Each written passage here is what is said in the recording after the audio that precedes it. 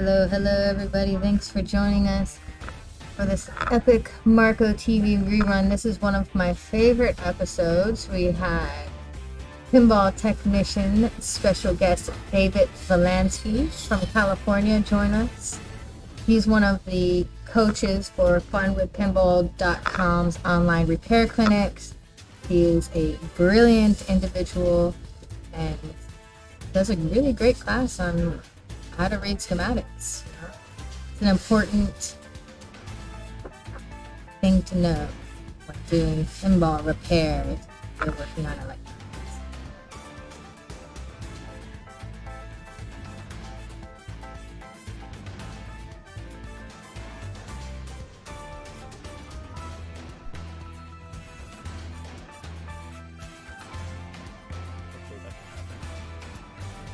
We'll do Centaur.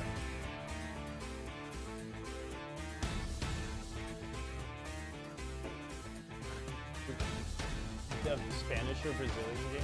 Hey, you should hit up Dom in there and see if he still has two faces. Oh, everyone can hear me on Twitch. Okay, well in that case, I'll make sure I watch what I say now. Hello, Internet. I was assured that my microphone was muted, but yes, I admit I am looking for a Sonic Faces pinball machine, so I think that's all everyone caught.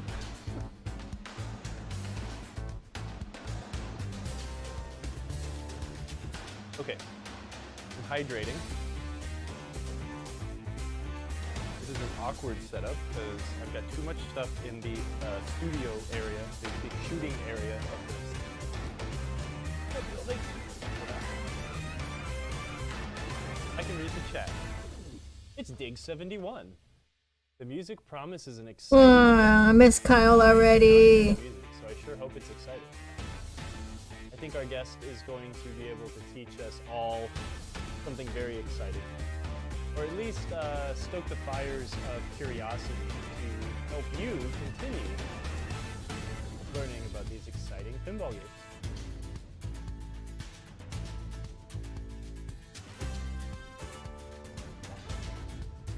Maybe.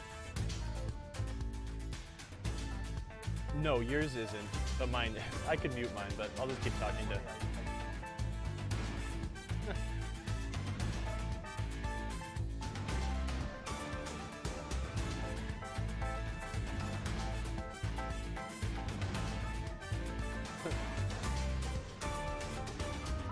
Ooh, Mephisto. That thing is super cool. There's a guy in England I follow on the internet that just got one of these things. What's the... Let me see. Oh, cool. Old school EMs. Hey there. Are you ready? I'm never ready to do this. At least I don't have like absolute anxiety attacks like I used to before we hit live, but I'm good.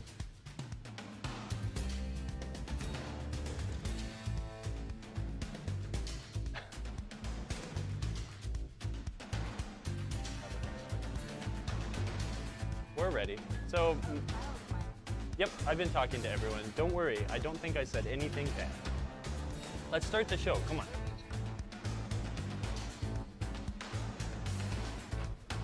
Well, no, I had my microphone off, and then I saw, oh, it's off. I'm gonna turn it on, and Steve and I were talking about Spanish pinball, so nothing bad.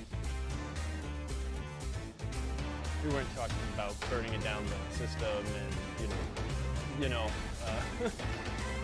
releasing the power of the workers, etc. Oh, crud. Hey, hold on. The camera's focus Hello, is really everybody. weird. Thank you, Dig, for enjoying our royalty-free music. The track is actually called Jumping Jacks. Which is the one-player version of this game, right? Jumping Jack. All right, are y'all ready to start? I think I just got the camera All right, focus let's do adjusted. it. Let's Oh, go she can't ahead hear and me. switch Oh my over. God. See how this works.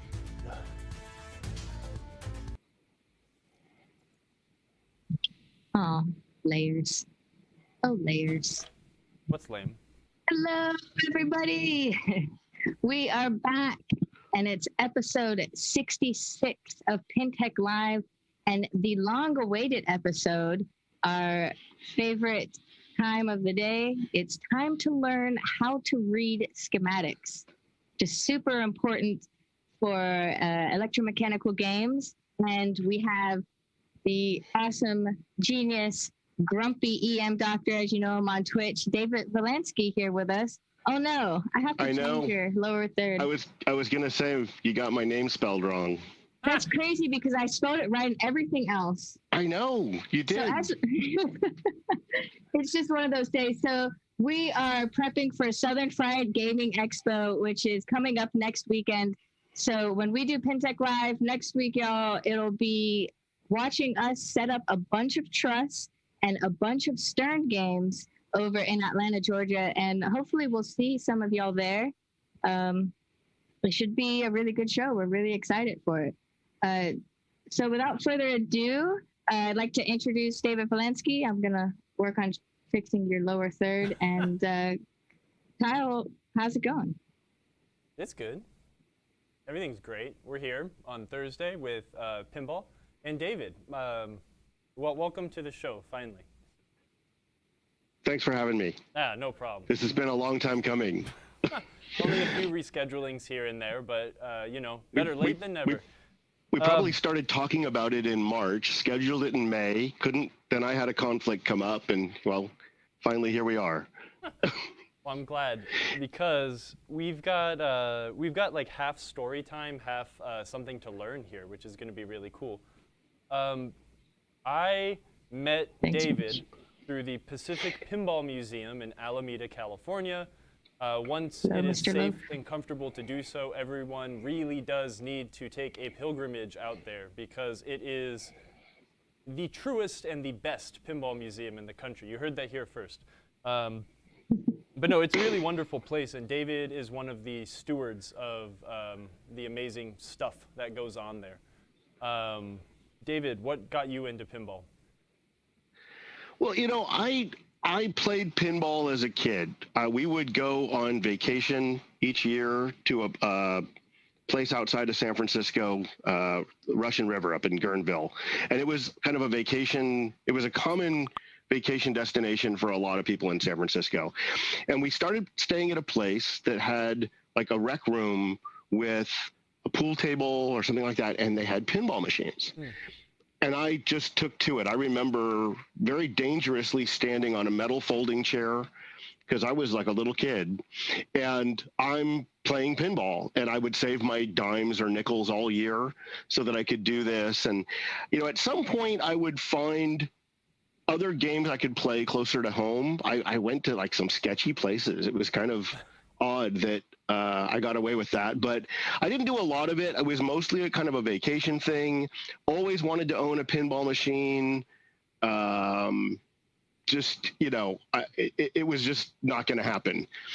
And then in 1980, one of the arcades in the area, it was actually Pier 39, if people know the Fisherman's Wharf area. So Pier 39 decided to, I guess, go all video games or something like that. And a favorite title, Sinbad, went up for sale, and I bought it. And I still own that game. So I owned one game from 1980 until 2009. I owned two games for a very short period of time, and then I owned too many games, like most people. So, or like most people that own games. I don't know. I mean, I tell people a lot to be very careful when you buy your second game, because I know a lot of people with one game, and I know people with multiple games. I know very few people who stop at two. Yep. Yeah, that is a mantra that I think I've passed around a few times also. It's very true. Yeah, yeah. So you got to be very careful. Once you buy that second game, you might be getting yourself into something.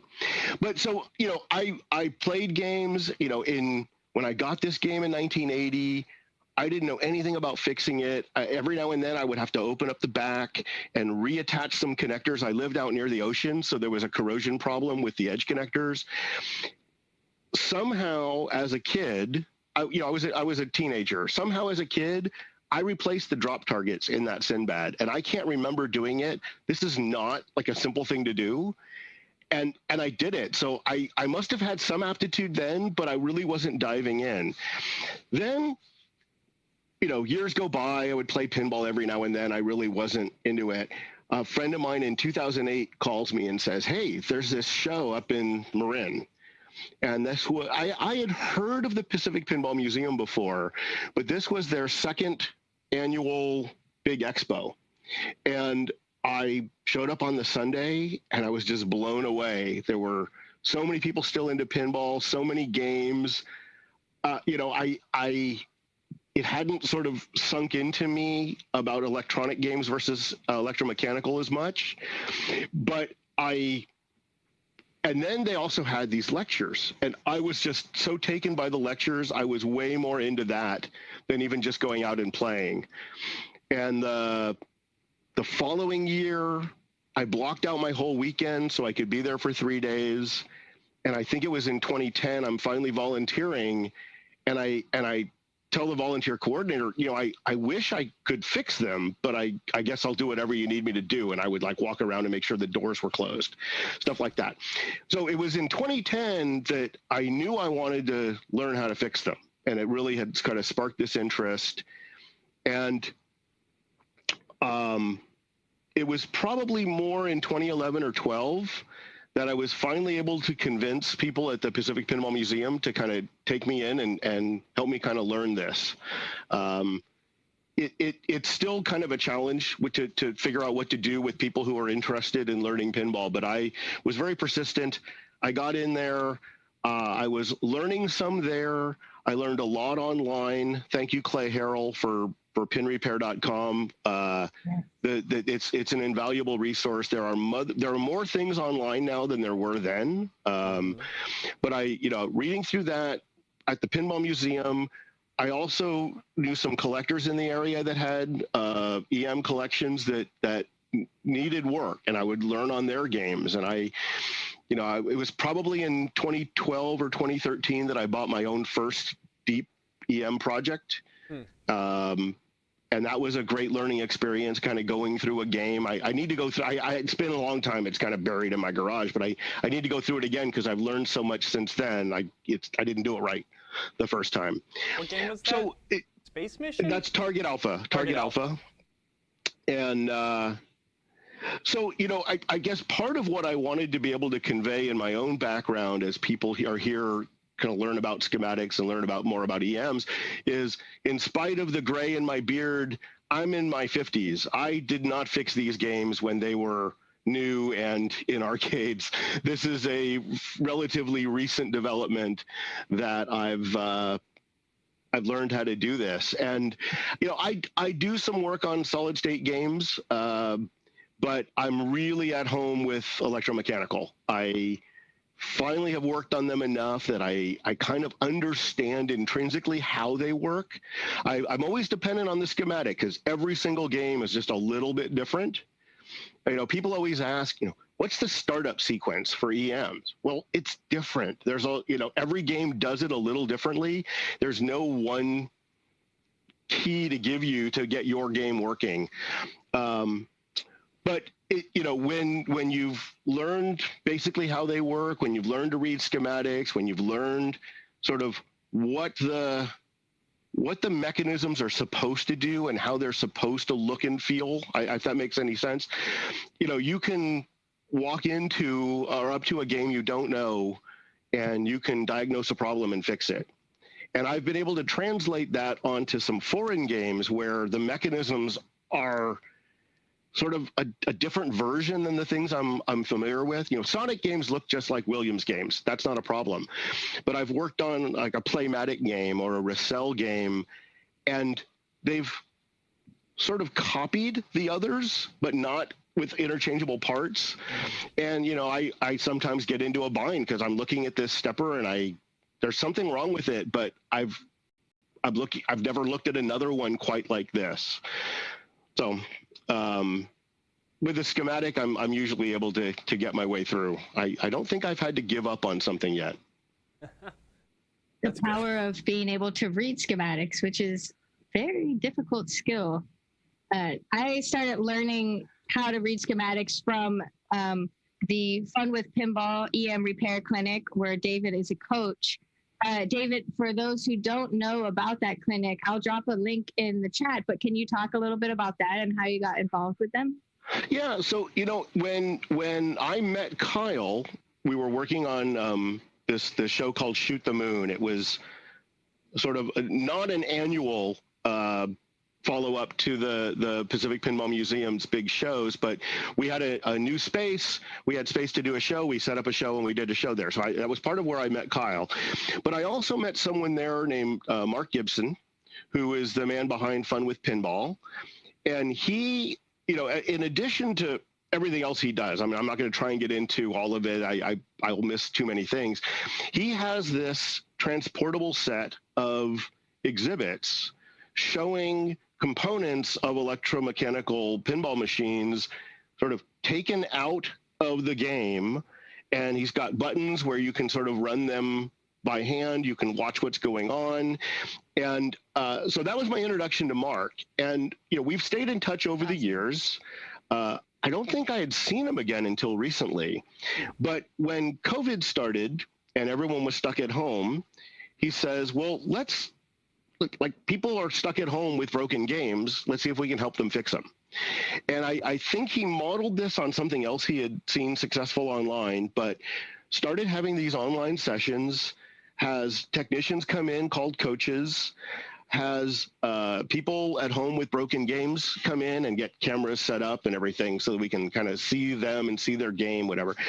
And also just invite others to come as what do we call them? Observers. And, and he was worried about the platform we were using and how big these sessions could be. So it's maintained by invitation only, and they're just live sessions. They're not being recorded anywhere. But if you sign up to get notified about the sessions, you'll know. We're actually sort of working on the schedule for the next one, but it's probably next Friday or Saturday, not tomorrow, but Friday or Saturday. And if you're listening to a recording of this, sorry, it'll be August 20 or 21 of 2021. But we get people lined up for those sessions. It's kind of like a Zoom call, but it's a different platform. We're on for like 3 or 4 hours now, and it is sort of the fastest 3 or 4 hours of any week that I'm involved. We have one of those. It's just a blast, and especially during a lockdown where I kind of just wasn't going anywhere and fixing games. I mostly fix at the museum and one arcade near me. I wasn't doing any of that, and this sort of gave me an opportunity to kind of stay, continue being productive and getting games working again, though it wasn't my hands, it was someone else's hands, teaching other people how to do it. It's just been a blast. So. Yeah, I love that format so much, and y'all have helped so many people fix their games too, and you do it so fast. And so if like my game is broken, I have my web camera and I show you all the problem. We pull up schematics together. You show me how to read the schematics and find the source, and then you're like, okay, you work on that. Now let's go over to Joe over here with his game. And then we switch over to Joe, and then you help him, and then it just kind of bounces back and forth, and then all of a sudden, like, everyone's games are up and working for the most part, and it's just a great learning experience as an observer as well too. So it's awesome. All right, good. I'm glad it's working. I'm gonna have her come and fix a game when she comes next week. She's gonna fix my high hand. She knows what to do now, especially after today. Ducking. Awesome. Well, do we want to start going through the basics of how to read schematics and get the show on the road? I'm going to actually come and take a seat closer to my computer so I that can sounds great. Follow along. Let's just see you in the camera. You want me to? And then you might have to watch out for your mic. I've turned it down very, very low, so if anyone can see hear anything double, just say it in the chat. So. Okay, cool. And so we are now just looking at your shared screen, David, and you. So you're okay. And I by the way, for people posting in the chat, I am able to see the chat, so I see the forehead cam comments, and No, that was because Kyle like bend it over to like adjust. Oh, is that something. Kyle? Oh, I thought it was Yeah. my like forever forehead. No. He Oh. I think his Discord keeps going off on his computer, and he wanted to check Okay, to see I, where okay. I also Mr. have No a problem. forever something. forehead, so I understand. Does my hair look okay? This is what I was going to check. Yeah, All right. you look great. You look great. All right, thanks. Your beard Hey, is so- epic too, by the way. Thank you. I saw that comment come through. Nice. Hey, so we're looking at I started with a schematic for high hand instead of Jack in the Box, which is the game we'll look at later, because I wanted to take something that was a little smaller. I mean, even as it is, let's see, I think I've got it zoomed. Okay, so this is zoomed all the way out. The Jack in the Box schematic, because it's a 4-player game, has a lot of additional stuff in it that you can sort of ignore most of the time you're looking at a schematic. But I'll talk about that when we pull that schematic up. But for now, this is a 1-player Gottlieb game, older than, actually probably about the same era as Jack in the Box. So what I'm going to convey today hopefully should translate over to you to other schematics. The symbols can be different in different eras. The layout of the schematic is different in different brands and different eras. But, once you're kind of understand what's trying to be conveyed in a schematic, you sort of figure out the language of the one you're looking at, and it starts to kind of come together. Sometimes parts of it are not, it's not that they're missing, but sometimes parts of it don't include the things you're used to seeing. So don't rack your brain trying to find the thing I'm talking about on a Gottlieb schematic if you're looking at a Williams schematic, because they might not include that same kind of stuff. So we'll start with the overview of the schematic, is particularly when I'm starting with something new. Rather than diving in for a particular problem and trying to look at that problem, how is this schematic laid out? It's a good way to sort of see what we're looking at. And I realize you can't see the details on the screen right now. We'll be zooming in when we actually need to read something. But, it is large here, high hand. I think people can probably read that. The name of the game, this is a Gottlieb schematic, Gottlieb game. What you can't see, and what I'll just point out, is we have here sort of an index area where all the relays and the solenoids are listed, along with some information about them that I'll get into, and where they are located on the schematic, which you can't read. It's a little hard to see. Across the top of the schematic, it says A, B, C, D, E, and so forth. Down the side, 1, 2, 3, 4. So when we look more closely at the index, and it gives us a location, it'll say something like 3A, and it means go, it's somewhere in the A column. In the 3 number, we're going to look sort of in this region. That's part of the layout of a schematic. So we have the index here, and again, I'll zoom in and we'll look more at it. This is information all about the score motor. And we'll zoom in and talk a little bit about that, but we're going to try and limit the time here. Also get Jack in the Box fixed. But, I could probably talk for an hour about just this motor information that's down here. And then we get to this wiring part of the schematic, and recognize that while the wiring diagrams do exist, and I've had to fix some games that are older where there's a wiring diagram, this is different than a wiring diagram. This is a logical diagram of how the machine is wired up. So the switches that are involved in making a circuit are correct, but every connector between them, like the Jones plugs that go between the bottom board and the playfield and the head, the Jones plugs don't appear on the schematic, and sometimes they're the source of your problem. You have a bad connection or something. So you have to keep that in mind as you're reading through the schematic. But it's a logical diagram of how the game works, not a physical diagram. Keep that in mind. It matters sometimes. The other part of the orientation I give myself is I'm looking for sort of what parts of the schematic are laid out where. And again, I'll zoom in for you to be able to see it, but this is the transformer. It's converting the wall voltage, which is shown right here, which is 110 volts, and there's some things in this game in high hand that work at 110 volts. It gets to the transformer and converts it to 6 volts and 24 volts, where what we see here on the right side is the 24 volt circuit, which is the voltage used for all the relays and solenoid coils. And on this side is the 6 volt circuit, which is all of the lamps. So let me go ahead and zoom in now and kind of show you a little more about that. Let's see. Is that looking good? So like I said, we have the wall plug is here. I'll also introduce some of the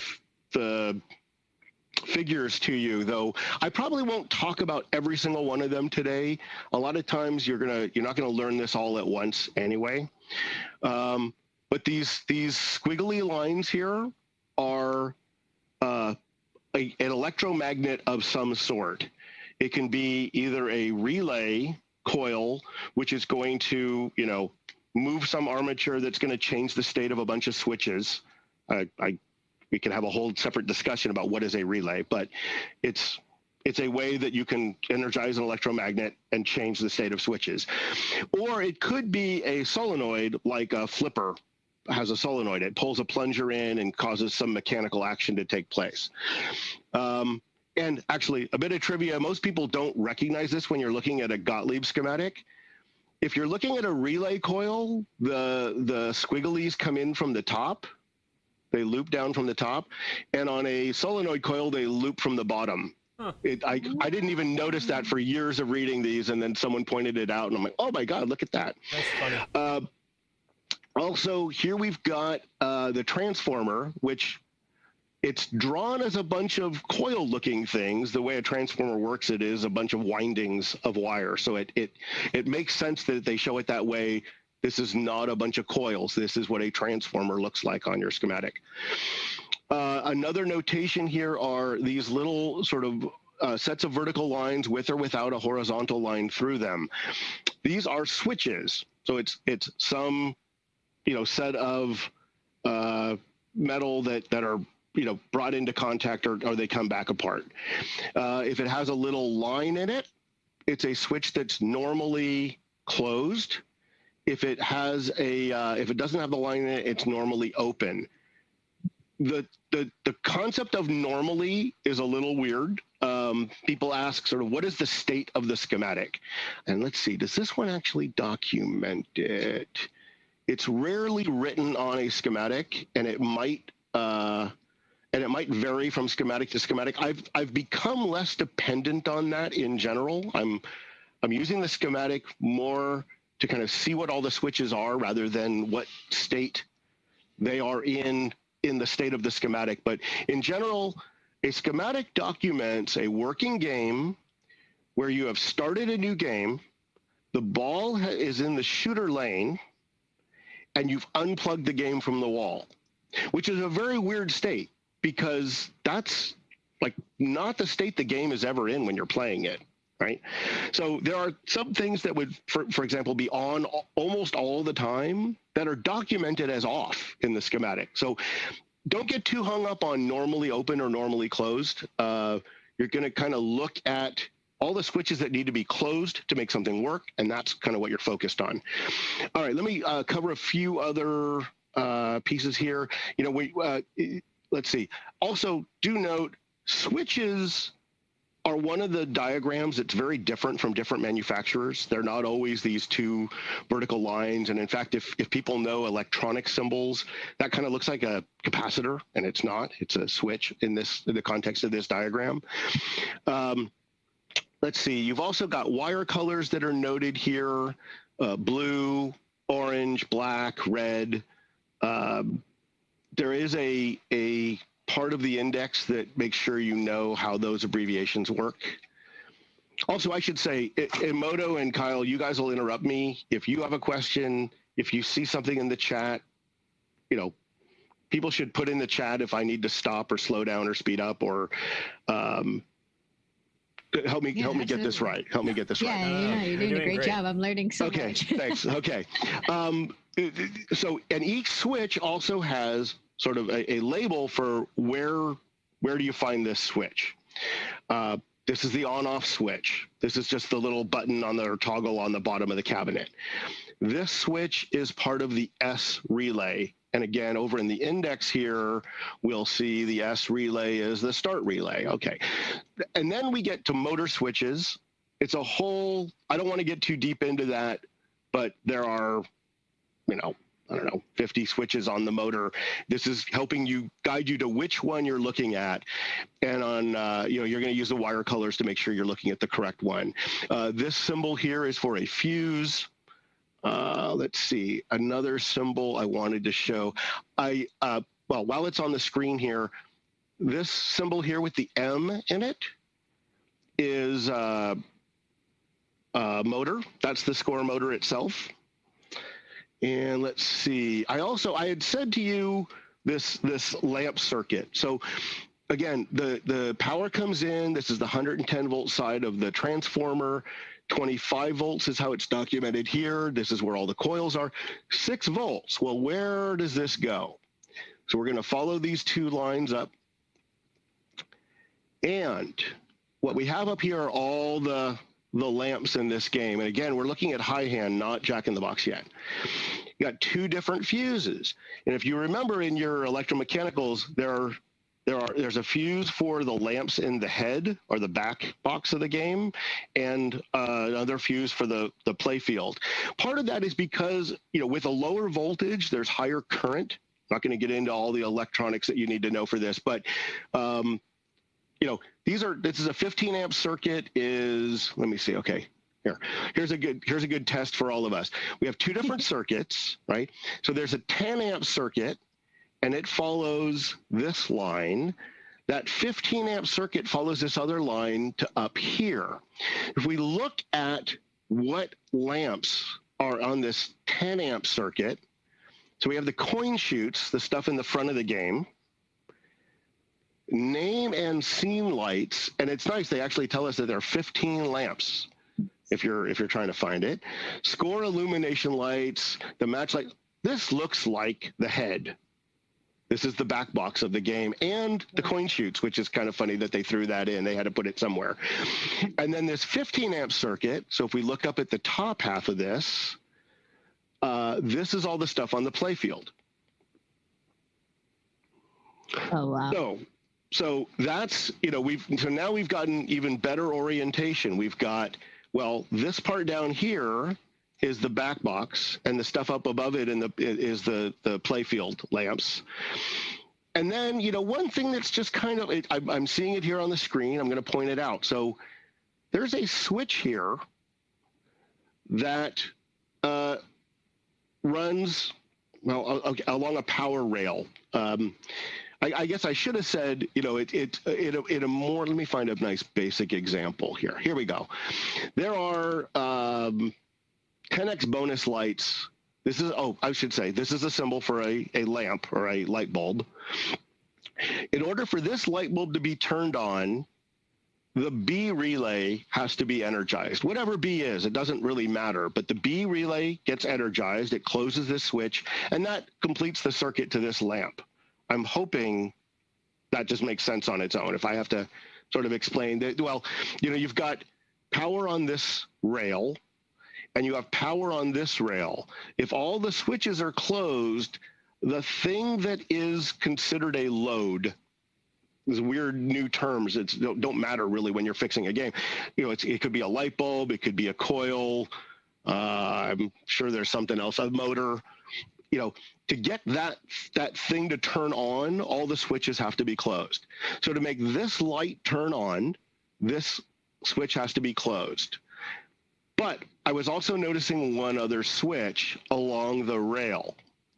And what's interesting about when you look at this is, let's see, it is R. The R relay is the hold relay. And I'm thinking hold also ties in with tilt happening.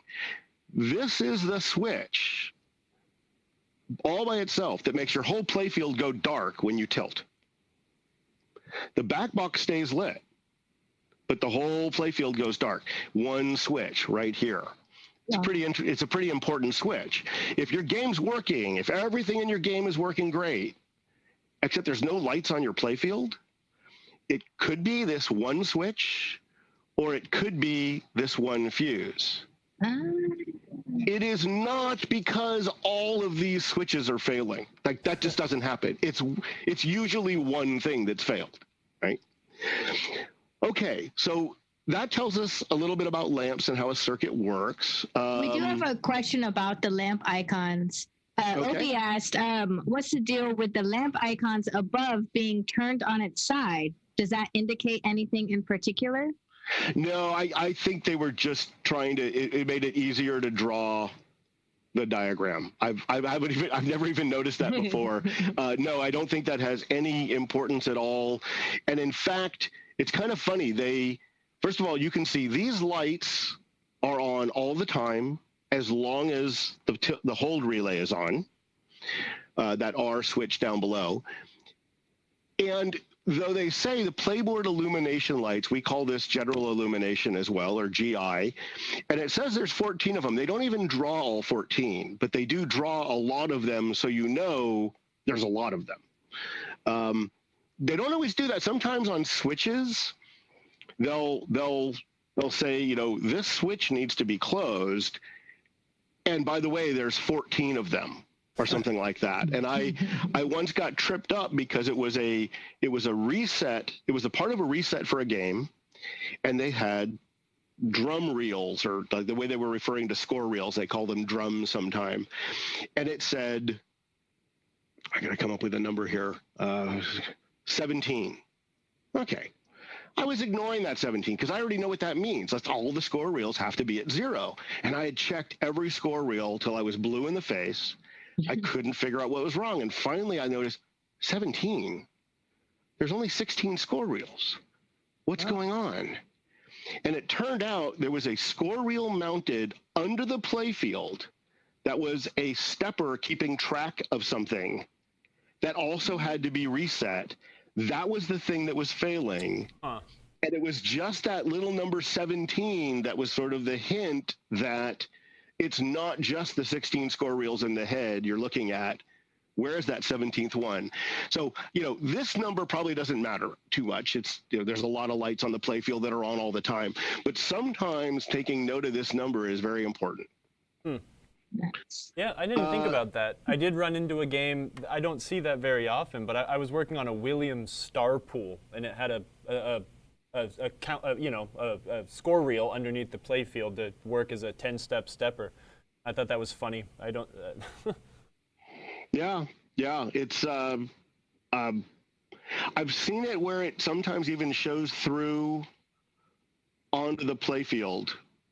Where actually, there's a number of games where there be some feature on the playfield and you can see it, and it's a score reel, but it doesn't have a set of digits. I think Yukon might use that, and it's has like a slot machine. I think there's 3 score reels. Yeah, I'm not sure about that, but yeah. Let's see a few other things. Just here was an example. Like, if we wanted to energize the A relay, what would it take to energize? Actually, let's do the tens chime. It'd be better. Tens chime. So this is the thing under the chime unit that's going to push the plunger up into it. There's one switch on N that makes that go, and we can. You know, I already know what we're going to find here, but the N relay belongs to the 10-point relay. Okay. The 10-point relay fires. It's going to make the chime go. It does other things. Now, let's look for a few minutes at this index, and then it's probably time to jump into Jack in the Box and think about that. So again, let's just stay with N. There's a lot of information on the index here, in this index of the schematic. First of all, 4A is where we will find the N coil. We were just looking up there. I'm not going to go there again. Coil number, this is the part number for the replacement coil. this is probably the latest version that existed of that coil, but in older schematics, you'll see some different formats of numbers. There are charts online that'll help you kind of map those to a modern coil, but this is giving you the coil number. The type of the relay, this is AG, named for Alvin Gottlieb, or I think I got that. I hope I got that right. AG is a type of relay, but what's interesting here is if you look at AS, so an AG relay is kind of the most common relay you see in the game. The coil turns on momentarily, or maybe it holds on for a while. A bunch of switches change state. AS is, I used to think of them as like a mini stepper. Each time the coil energizes, it moves a little wheel. And, in a simple state, the wheel might just have one switch that it's turning on and off from a cam that's on that little wheel. But it can also have a wiper on it, and it can be, counting. I think there's 10 steps on these AS relays. So, tells you the kind of thing you're looking for. And then we have one here called interlock. This is a relay where there's two coils that are sort of flip-flopping the switches between two states. And the thing that's interesting about these, so first of all, I can never remember which is the tripped and the latched state, which makes it very hard to read the schematic and figure out what's broken and not broken. I just can't get it straight in my head. But when you're adjusting the switches on all these other relays, sometimes you have some pretty good amount of movement. Like you've got, a 32nd of an inch or a 16th of an inch of movement. On an interlock relay, the movement is very small, and you're adjusting these switches like just the tiniest fractions of an inch to make sure that they're open when they need to be open and closed when they need to be closed. It's just something you need to get used to. I mean, I don't want to say it's hard. I see some of the stuff going in the chat where people say AS relays are a pain. I've taken a look. There's a great thing about AS relays for servicing them. They usually are plugged in with Jones plugs, meaning they know they're a pain. You can take them out of the game and go sit under great light at a workbench and work on these things. AS relays are great to work on because you can just go. You don't have to be like trying to work overhead or something. There are a lot of adjustments in an AS relay, and I will warn you, don't mess with them unless it's really not working, and you may never get it working. And you probably will. It's going to take a long time, but the adjustments of that thing, I haven't found a great document for how it's supposed to work. I've had to adjust some of them, but unless it's really not working, you're going to take the wiper off, you're going to take the wiper plate off, you can clean a lot of stuff. But when you get much deeper than that and limiters are starting to move around, it will be very hard to get it all nice and working great again. You will get it working great again. I didn't mean to sound negative earlier, but you've gone into a whole new level of mechanical repair when you start messing with the limiters on, particularly AS relays, but even on just a regular stepper unit, I almost never mess with the limiters, because unless someone really messed with it before, the factory had it right 50, 60 years ago, and just leave it there. Yeah, Chris always taught me to also only take one side apart at a time. And I don't know why he stressed that, but I have never broken that rule, and I've had good success in servicing those things. So. Yeah, I mean, I've had to break it all the way down, and I've had to mess with the limiters, but it certainly wasn't something I did early. It wasn't something I successfully did early. I'm pretty sure I took some apart and maybe had to go to Chris and go, I can't get it working again. Let's see, and then the interlock relay, it's something where everyone talks about how hard it is to do, and I will say there are smaller tolerances, but it's just a bunch of switches that need to be adjusted. It's not this is not insurmountable, but yeah, you're going to use your switch adjuster. You're going to do tiny little adjustments. You're going to be checking it back and forth a lot of times, visually trying to get it just right. But it's totally doable. I'm adjusting stuff in interlock relays a lot. It's not worth being intimidated by that. Let's see. Let me show you. There's a question in the chat from old school EM saying, doesn't the dotted lines represent the Jones plugs? Yeah, I saw that. So I was going to pick up on that. You know, here's one example. Oh, okay, I see. This is kind of okay. This is an interesting example. So. Third shoot adjustment. This is going to have to do with coining your game. So in just inside the coin door, kind of accessible through the coin door, but it's so much easier to see what you're doing with the playfield up. There are often these adjustment plugs. They get documented like this. You have a dotted box around it. This is adjustment plugs, and it's showing you sort of the different connections that adjustment plug can be in. Now, that is not to be confused with this, where we say ball count unit, and it's showing, you know, steps 3, 4, and 5. This is actually a wiper on a stepper. Looks exactly the same, but you got to know this one's in a unit, this one's an adjustment. This is the 3-5 ball adjustment. So it's a different adjustment than the third coin shoot. And the 3-5 ball adjustment probably has more than just this one adjustment. So you're probably unplugging a Jones plug thing and moving it from a 3-ball position to a 5-ball position, but it could have multiple pins on it. It's not just going to have the one, and they'll be spread around the schematic. You know, this is showing the wiper of an AS relay. Yeah. This is showing a wiper of a score reel. And in fact, this is used for match. This is at the end of the game. Does the match unit, this little stepper that's been turning the whole time you're playing for something is making it fire, does it line up with the number showing on your tens unit at the end of the game? This is how you win a game by high score. So you have a high score adjustment in the back. It's all these pins here.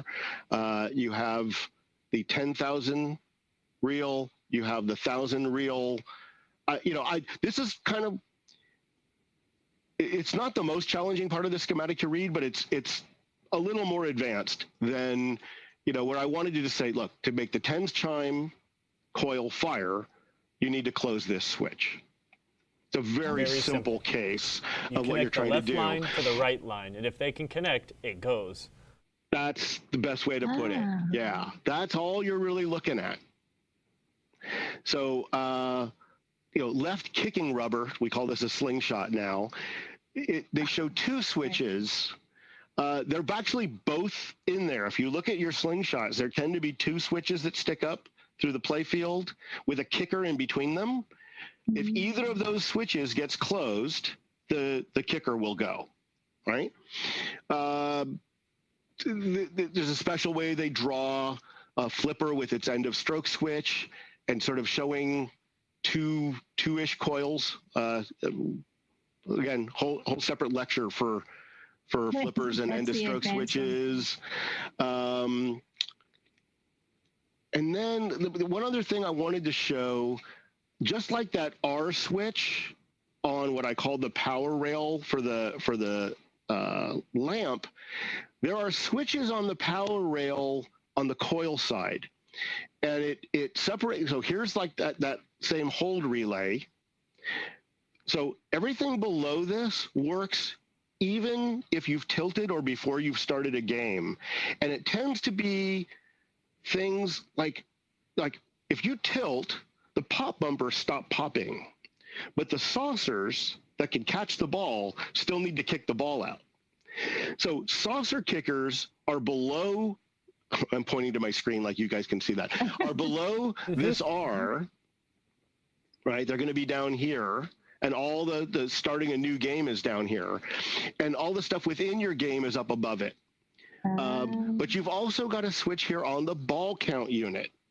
So when the ball count unit advances and they saying 6th position. I'd have to see, is there like a 0 position? Is this, I don't think it actually games steps. start on 1.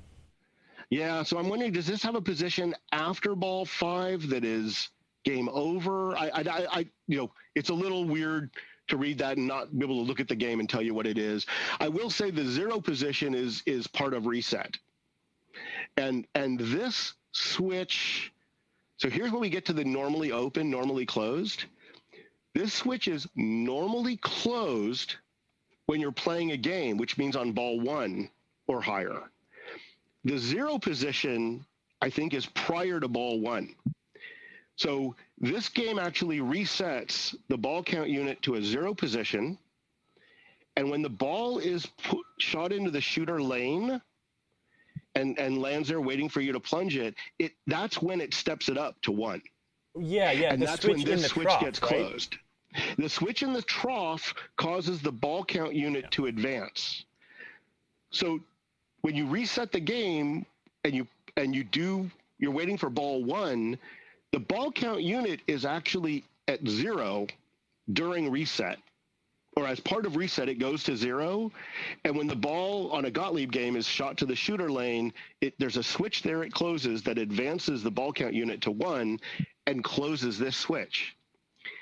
If you start a Gottlieb game, and I keep pressing like the start button, right? If you start a Gottlieb game and you just start touching the flipper buttons, they won't fire until this switch gets closed when the ball gets shot to the shooter lane. That's something you could watch.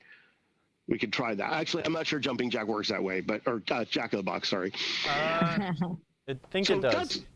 Well, okay, so I don't know. We can probably try that out and see, but maybe we should jump into, are there other specific questions about the generally what you're seeing on a schematic? I mean, there's other things I didn't get into. Like you got 2 switches here with a little arrow between them. This is called a make-break switch. It's actually one switch with 3 blades where the middle blade, it moves between the other 2. Right. And in this case, it's this common wire. So the orange-green is the middle blade, and it connects to this wire, which is yellow-blue on one side and black-yellow on the other side. So it's, they're drawn this way with the little arrow between them. Let's see, is there anything else here that's... Oh, yeah, I forgot about, how the color of the wires are so important, right? Because that's how you would find where the schematic is on the actual pinball machine, right? Right. I interrupted myself here when we were talking about N, right? So now we get to the contacts column. I didn't learn what this column was for several years, but for when I was reading schematics. There are 3 types of switch. Well, and then there's a disk. There's 3 types of switches documented. A are normally open. B are normally closed, and C are make break. And for here, normally actually refers to if the relay is at rest, normally open switches are open. And so here's where we get to like an interlock is weird, though. This would probably I should be using this information to figure out what the normal state of an interlock is, because it would tell me. Okay, I learned something today. So on N, we have 4 switches, and now we can get into, I'll spend 2 minutes here on how electromechanical machines work, but when you score 10 points on your game, it isn't, that thing on the play field isn't causing the score reel to turn. The thing on the play field is causing this relay to fire. The 4 switches on this relay have to do the following things. One of them makes the score reel turn. One of them makes the chime sound. One of them attempts to advance the next higher digit, the hundreds reel, if 9 is showing on the tens reel. Okay, so it actually goes through the switch that closes on 9, attempting to score 100. And then there's this 4th one, which is used to lock the relay on until the score reel has completely pulled in its plunger, and then the relay can let go, and your score reel advances, and all this other stuff happens. So those 4 switches play that function. I know that for that relay, and it would help me find them on the schematic, but the one thing that is woefully missing from schematics that I sometimes need is, okay, the 10-point relay has 4 switches. Where are they on the schematic? Right. You're doing a lot of scanning up and down looking for them. And again, it's like for these 4, I know what they do. I can go find them pretty easily. But, it's particularly in a game I'm not familiar with. But Heart Sequence Completed has 3 normally open and 1 make break. I have no idea where to look. Now, I probably got some in the lamp circuit. And so remember, the lamp circuit's quite a bit smaller. So if you're really trying to track down these switches, start in the lamp circuit, because you're probably going to find 2 or 3 of them right there, and you're done. Now you're looking through the other stuff. Reasons to be looking for it are a little weird. Using this, so we're going to get into Jack in the Box pretty soon, but I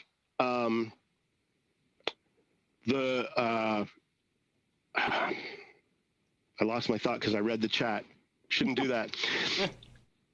Schematics work. So when your game is failing in a way where it's not doing something, the schematic is very helpful, because first of all, you sometimes have to use the schematic to figure out what is supposed to be happening. But if you know what's supposed to be happening, you can use the schematic to look at all the switches that should make that happen, and then you check out those switches and why isn't it happening. But if your game is doing something it shouldn't be doing, you probably have a short circuit, and it's not in the schematic. You can't, you just, you need different techniques. Sometimes the schematic helps you to sort of isolate what should be going on and figure that out. But schematics are great when your game doesn't do something and it needs to. It's not always helpful when your game is doing things it shouldn't be doing, and so forth. So let's see, the question here, and don't worry about sending the chat, I should just be ignoring it. Show us what it takes to make the score motor run. Oh, okay. The question was, what runs the score motor? And so we said, here's the score motor. And let me first say, why is there a score motor? Your electromechanical game can do one thing at a time. A switch can close and it fires something. Okay, that's great. But what if you have a sequence of things you need to do, like at startup? Or, and in a simple case, and it may apply here in Jack in the Box, if you are going to score 50 points.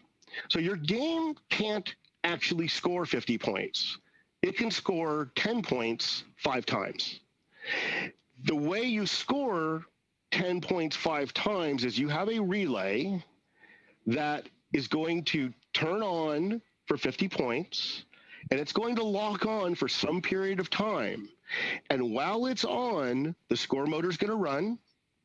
And while it's on, switches on that score motor that are opening and closing every time the score motor runs. But when the score motor runs and the 50-point relay is on, it's going to send a pulse to the 10-point relay, and it's going to do it 5 times. Ideally, at the end of those 5 times, a switch on the motor that was keeping that 50-point relay turned on is going to open, and that relay is going to turn off. That would be so much better with an animated graphic that you could probably find online. But that's kind of what's going on. So the score motor on the diagram here, in the case of high hand, is turned on by any one of these relays, or, and this is, I'm going to say this is always true, there is a switch on the motor which runs the motor. Now, this switch is never the thing that closes that causes the motor to run. This switch causes the motor to continue running until it's back at home position. So in a Gottlieb game, the motor is mounted horizontally. It a full cycle of the motor is just a third of a turn of these carousels, but there's a switch here that will keep the motor going until it gets to one of those home positions. And then, you know, we can look at what each of these relays are, but I can guarantee you it's going to be something that takes multiple steps. M makes me into a, no, that must be H. What is that? No. Why does the M relay 100 point run the motor? And the H relay runs the motor. Oh, H is the whole relay. That does run the motor. When a ball lands in a saucer, some stuff has to happen. It's not instantaneous. So the H relay makes sense. Is that actually, oh, it's W. Look at that. Okay. Oh. I'm glad I zoomed in. I was trying to keep things easy for everybody to read here. Yeah, but, the zooming in was kind of cool, though. Yeah, let me, okay. So the W relay, third chute relay, it has to do with coining, and the third chute in particular is generally, we looked at the Jones plug adjustment. You've dropped a quarter in your game. It's going to cause the motor to run because it's going to add multiple credits. So third coin chute runs the motor. G is the 500 point relay. I just described this scenario with 50 points, same thing for 500. It needs to run the motor. H, we talked about the whole relay and so forth. I mean, I'm not going to go through each one, but these various relays are responsible for a sequence of events. That sequence is managed by the motor running, the relay being on, and various switches on that motor opening and closing. And here, I mean, I don't want to spend too much time getting into this, but here's an overhead diagram of the motor. There are switches mounted in 4 regions. Each one of these mount points can have switches mounted at level A, where there's a bottom carousel that has 5 points, 5 things that close and open switches. B, which are these posts stick down from the top carousel. C is the top carousel itself. D and E are not always there, but D are switches mounted above the carousel. There's posts sticking up from those carousels that close switches. Yeah, and so forth. And when you need to work on something on the score motor and it says that it's on 1E, your heart is full of joy. But when you see 4A, oh man, no, come on. Well, B is even worse than A. They're even more tucked in. And so this chart here, using that same nomenclature I talked about earlier about normally open, normally closed, tells you how many switches are in each of these locations on the motor. So, I mean, conceivably, if someone trashed the motor, took everything off, I've been called in to service a game where someone was in the middle of replacing a switch on a motor and quit their job. And I had to come there and figure it all back out. I got it all working again, but man, that's not cool. And then this chart shows the timing of the change of switch states. So again, normally closed ones are going to be opening, normally open ones are going to be closed. The change of switch states as the motor turns, and it documents 120 degrees. It's only a third of a turn, and it's copied every time, except for E. That's interesting. E might happen only 1/3 of the time. They document it here anyway, but that's okay. If you look at the diagram here, forget about E. So that's all the rest of this. But I have once recently, and I'm sure in the past, actually used this motor timing thing to figure out what was wrong with a game. Like all the relays that should fire were firing, but one of them was, I think, dropping out too early, which was, it's such a bizarre, weird thing to be able to diagnose. I was very excited when I got to it.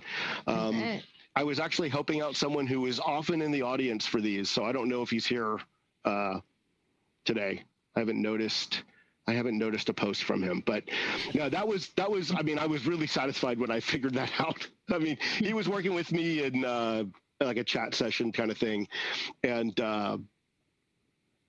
that was it. So I mean, this, I mean, when I first started reading schematics, it was all about, how do you get this coil to fire? And I hope it's just like a simple switch and not even a motor switch, because I wasn't even finding those. And as I learned more and more about what's in the schematic, everything here was so useful. I use it all now at times. Okay, hey, let's fix a pinball machine. Can we answer a few questions we had in the chat? I'm just scrolling up. So Dwayne Smith asked, did Gottlieb EMs have a switch to indicate the coin door open? And if so, is that on the schematic? They did not, that I know of. Most of the ones I work on do not have a switch for the coin door being opened or closed. I think I've seen people modify that before. I've seen like interlock switches that people have modified into games before, but I've never seen that. I don't think that's factory. Right, I've seen it added, not specific to Gottlieb. I mean, I have a game from the museum, so a game that was donated to the Pinball Museum in Alameda, Pacific Pinball Museum, is on location in San Francisco. And it has sort of this safety switch on the coin door that kills the power if you open the coin door. Partially because I can't troubleshoot the game in that state, and it's bugging me all the time, but also when they run tournaments there, we often have to open the game to unstick a ball or something. So we can't have the games turning off that way. I've defeated that switch. I should just rip it out, but I've just taped it up for now. But no, I can't think of an EM that had a switch like that built in for the door. Oh yeah, Old School EM says my Aladdin's Castle had one. Oh, and it was factory? I mean, that game's late enough. Maybe they were thinking about that, but vendor mod. Gotcha. Yeah. And then just scrolling up, one more question before we move on to Jack in the Box. This was by Obi, and I'm not sure if we covered it, but Obi was asking, do the schematics guide you on the connections on the different discs that connect different spiders' functionality? So, there's does High Hand have a good example of this? So here's an example on High Hand. This ball count unit, so the stuff in the dotted lines here is a wiper. It's not actually, Gottlieb didn't use the spiders. A spider is typically something like in a bally game, but it's the same idea here. A stepper has some contacts that are changing as the stepper moves. This is a contact that turns on the ball in play light. And this is all controlled on that wiper. And notice it starts at 0 and turns on nothing. Position 1 turns on ball 1. Position 2 turns on ball 2. Position 6 turns on the game over light. That's kind of cool. Wow. Now I'm confused because I can't think of how it advances. There must be some special way it advances other than just the trough switch, because the ball shouldn't get into the shooter lane when your game is over. So there's probably something we could find in this schematic that would answer that. But I wonder, do you think it might be the game over relay? Does this game have a last ball relay? Because last ball may change the way other stuff work. It does not. I don't want to take myself down that hole, or we'll probably never get to Jack in the Box. Yeah, well, it would be interesting, but sure. Let's move on to my problem, and maybe we'll learn something else. We'll put something into no doubt physical usage. I'm going to turn my volume on my computer back up and then run away so we don't get echo. Okay, I'm running away. All right, and you can go ahead and unshare your screen for a second, David. Oh, okay. Go back to the main layout. So the other I think I'll stress this again. Everybody needs to have a real schematic for their game. because sitting here on a phone or on a computer and trying to figure out where all that crap is not fun.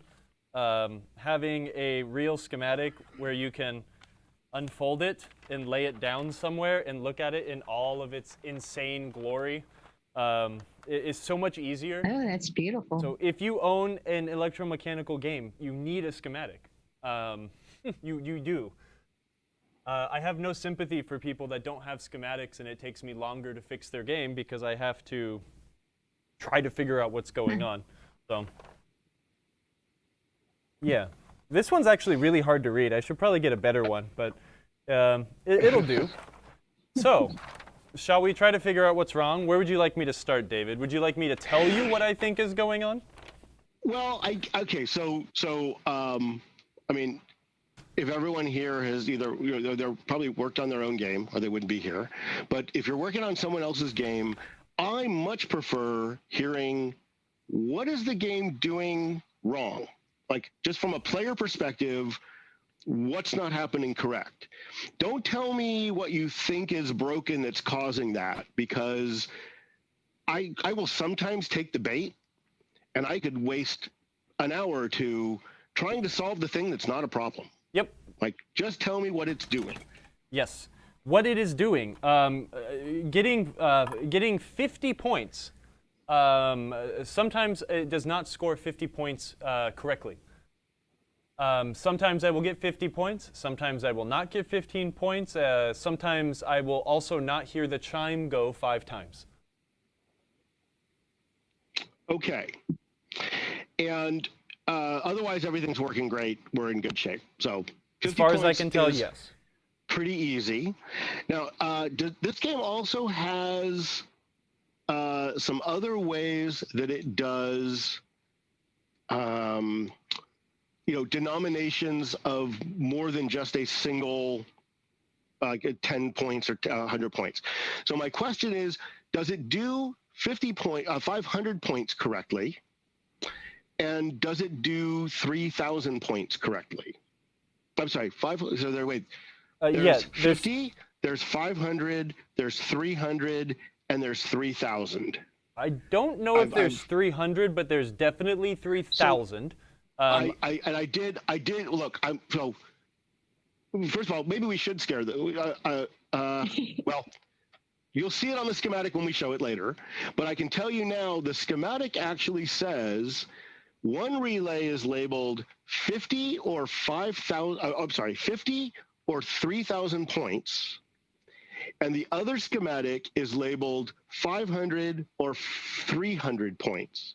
So I know the game is going to want to do that. And knowing we were going to do this, I kind of looked at it a little bit beforehand. So it, and I had trouble figuring it out. The holes at the top, those 2 saucers, they're documented on the playfield to say 3,000 when lit. Yes, that is true. When they're not lit, they're 300. So we should test those and see, do we get the 300 or the 3,000 as expected? Okay, let's test that. I'm pretty sure we do, but let's see what the game does. Okay.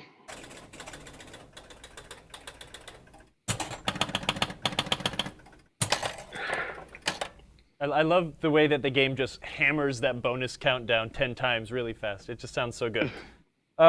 Okay, so the light is not on in the saucer, but when this is lit, this will score 3,000 points. Wait. One of them should always be lit. It's one or the other. It's a bummer socket. Okay. So I know that that's the problem. Would you like me to start with 500 or 3,000 first? Well, I mean, the 500 is going to be one of the rollovers at the top. So just go ahead and check the 500, okay. I think. Is that right? Yeah. Yeah, we got 500 here and here, so I could...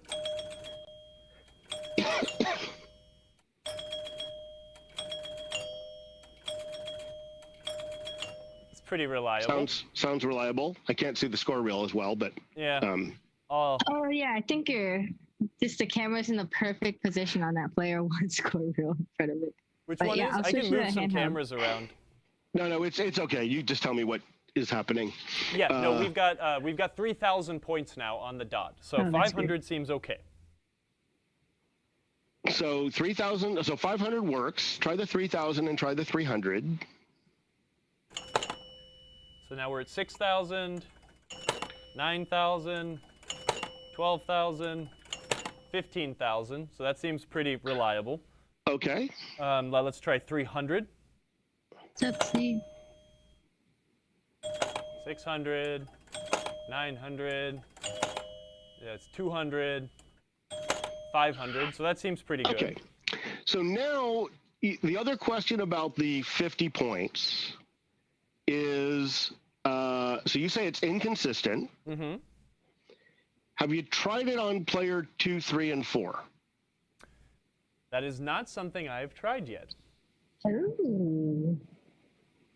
So the reason I'm asking that is, so, you know, the 500-point relay is going to turn on and lock on, and there's the motor's going to have 5 switches fire that's going to hit the 10-point relay, and it's going to do it 5 times. Okay. If all that might all be working fine, and you could have a problem on player 1 because of a score reel issue with the player 1 score reel, where player 2, 3, and 4 are going to be just fine. And if that's in fact the case, then what we're going to do is we're going to work on the score reel and not on the 50-point relay. If we have a lazy score reel, so let's make sure that the rest of them aren't lazy. So I see Kyle's looking at the schematic. I'm just looking at where the C is because I was curious for a second. Huh. Okay. I was just curious. It's weird. I'm trying to figure out how they do 550. We can go over that later. I think I know how. But okay. I looked at that earlier, and it's kind of weird how they do the 300 and the 3,000.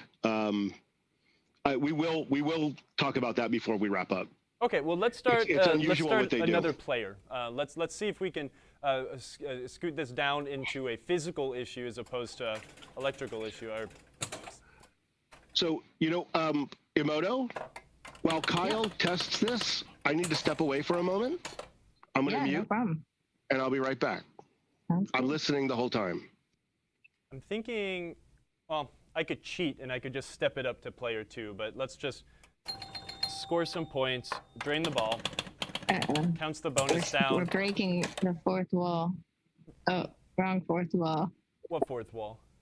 Okay, there you go. So if you notice, and maybe you heard it, when it counted down the bonus, Why is it breathing? it did a few things, and then when it kicked the ball out from the out hole into the shooter lane, it crossed that switch we mentioned a few times. And that is when it stepped it up to ball 1, player 2. So something fun about Gottlieb games of this vintage is when you drain a ball, you'll hear like a unit in the back just slamming away. The way it works is it goes ball 1, player 1, ball 1, player 2, ball 1, player 3, ball 1, player 4. But if you're only playing a 1-player game, it will have to step through another 3 players, dung, dung, dung, dung, to get back to player 1. Gottlieb is interesting. Anyways, let's actually do this test now. We'll confirm that on player 2, maybe we can see these score reels without glare. Actually, something, Kyle, I love what you were just talking about, but when it does those extra steps to get to skip over the players, you see their score reels light up. Ding, ding, ding, ding. Yeah. So when you're done with this and you drain the ball, everyone can watch as 3 lights up and 4 lights up and then 1 lights up and you're playing. It's so neat. I never noticed this till I was working on games. But it's so funny. It skips over them.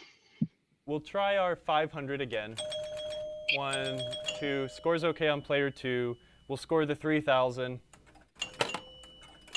That goes fine. The 300, that scores okay. Let's try to score some 50s. So, oh crap. I'll have to restart. If I get the hole, that changes the value of the drop targets to go from being, oh no it doesn't, that's the bonus, I'm sorry. It is scoring very consistently 50 points here.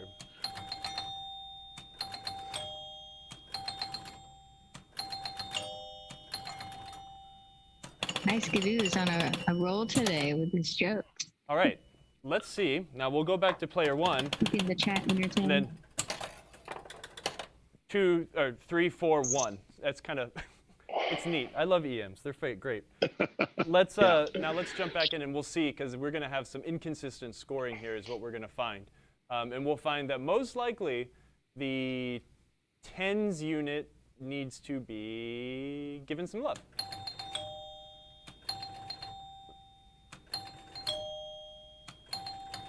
There we go. Okay, so we lost a point there. And I could hear it in the chime as well.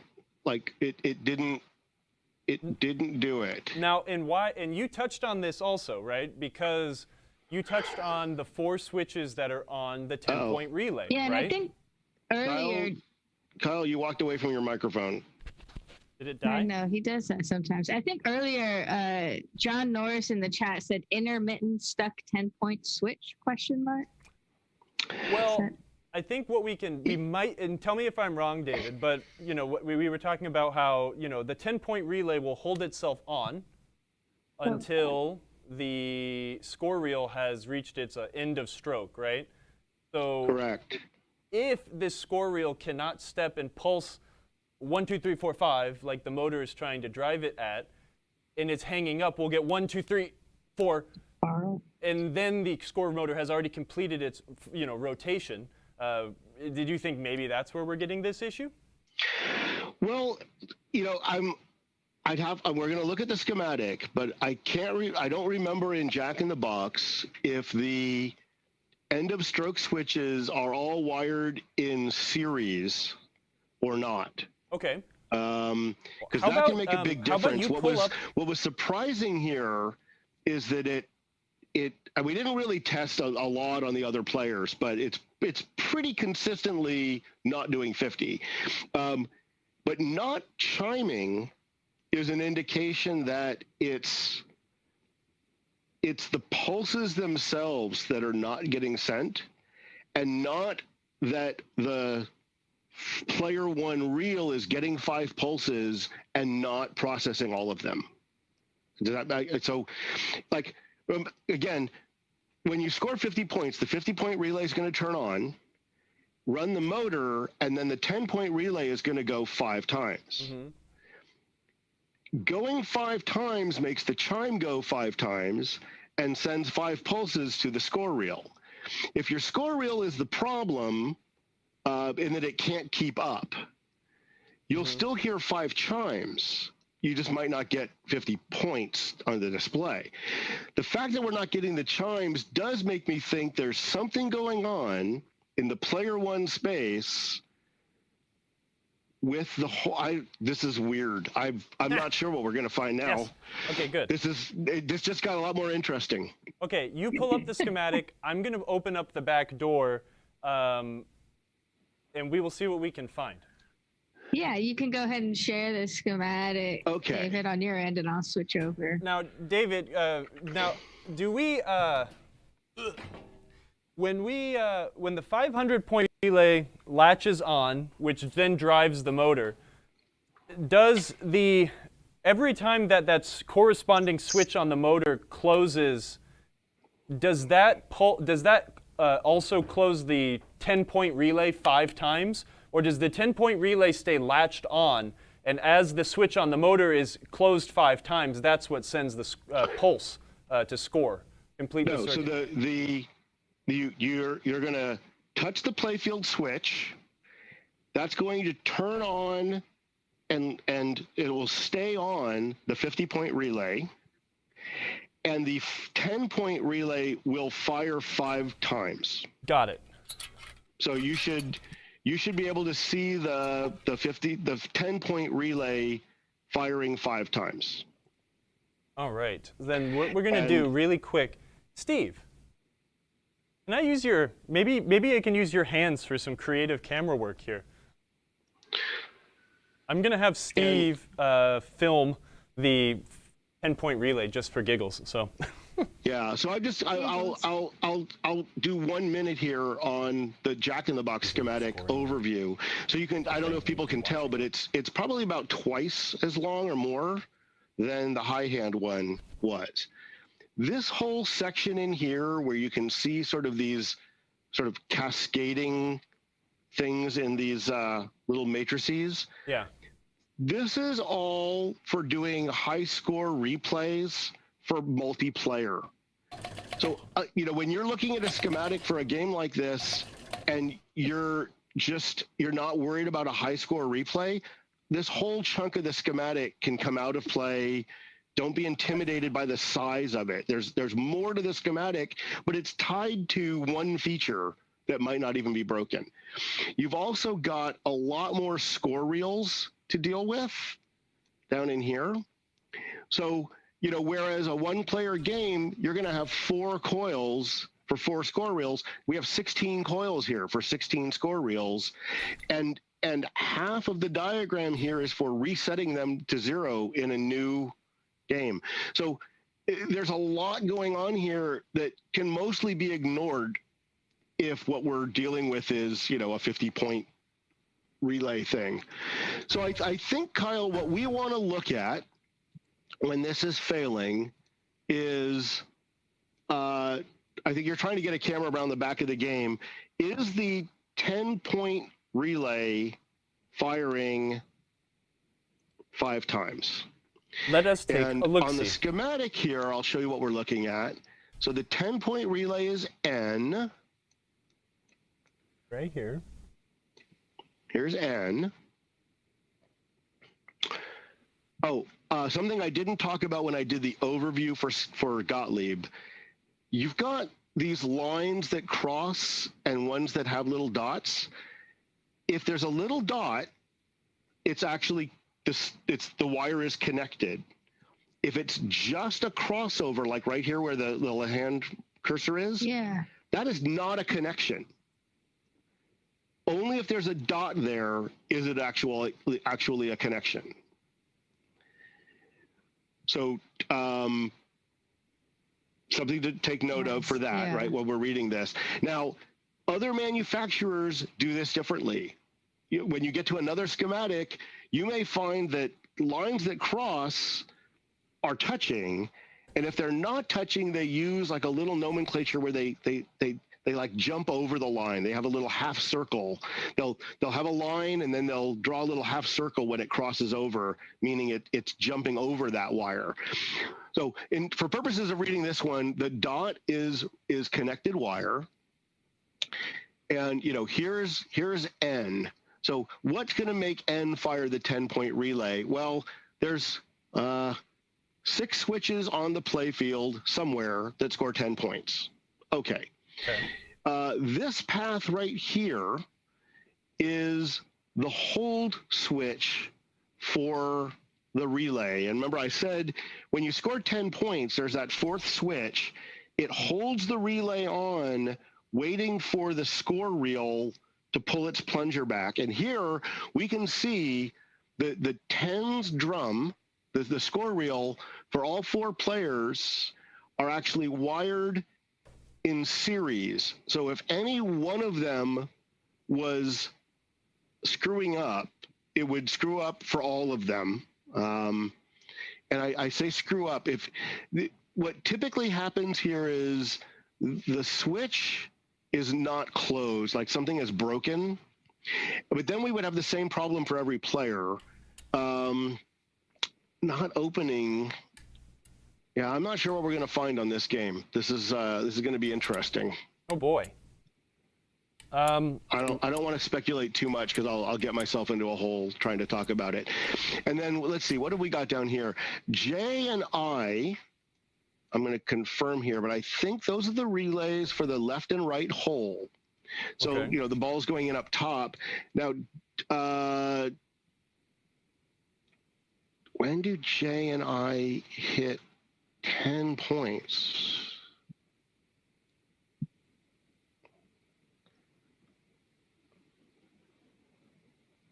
Are the saucers up top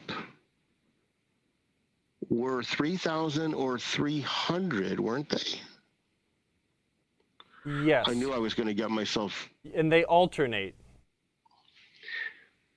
And am I looking at the right thing? N is 10 points. But do they alternate between...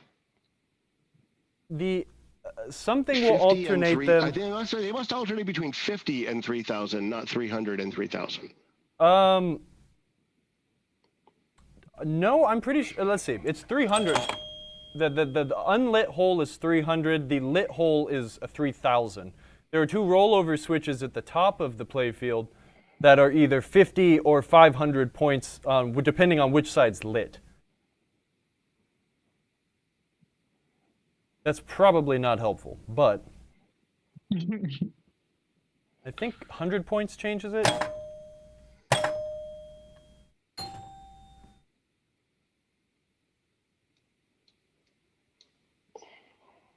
That's the thing. The more complicated the game, the more players. Well, okay, I see what's happening here.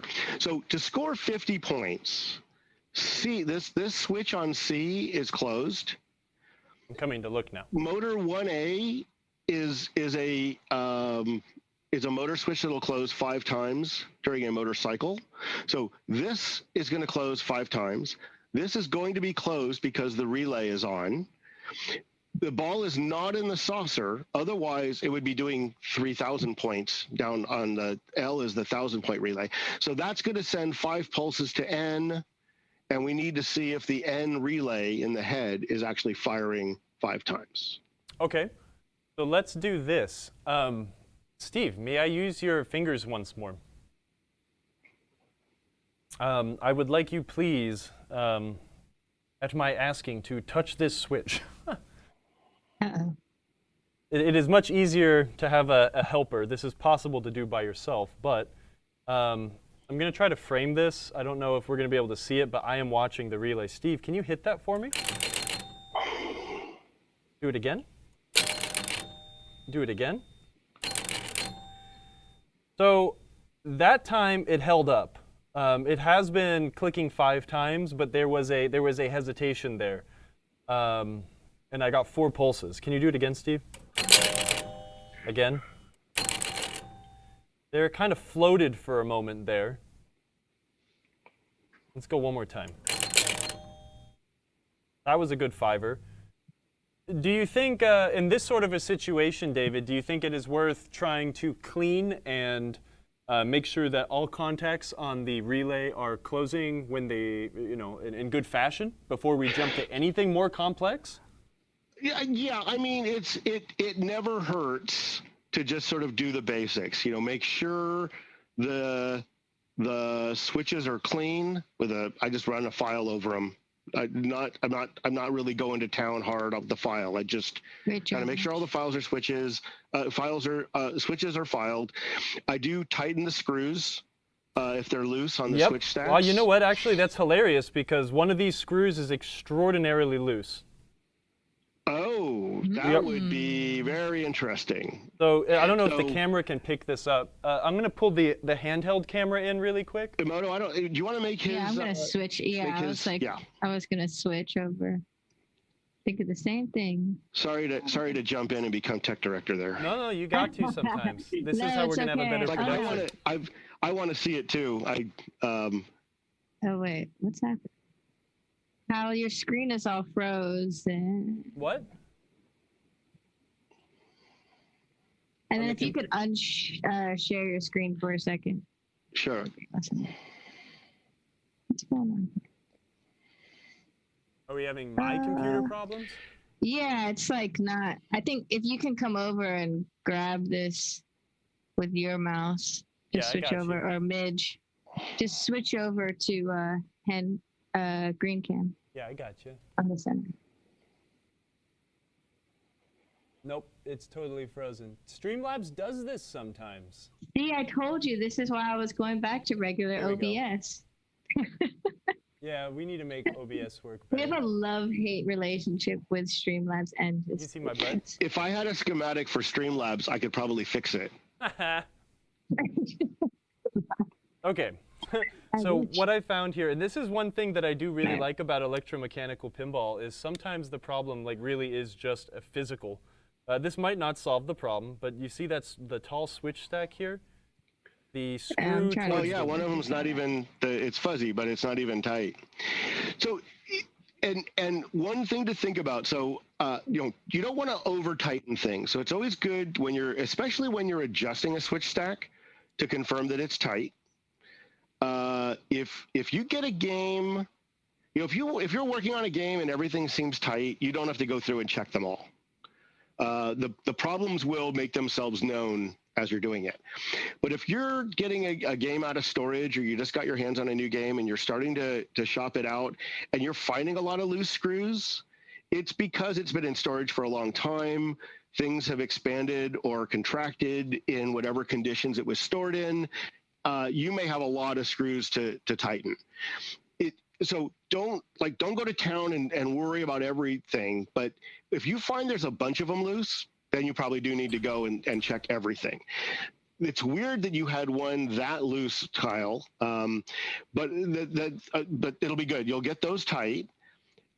In general, I try to tighten first. It would be okay if you filed first and then tightened, but definitely adjust the switches after tightening the screws.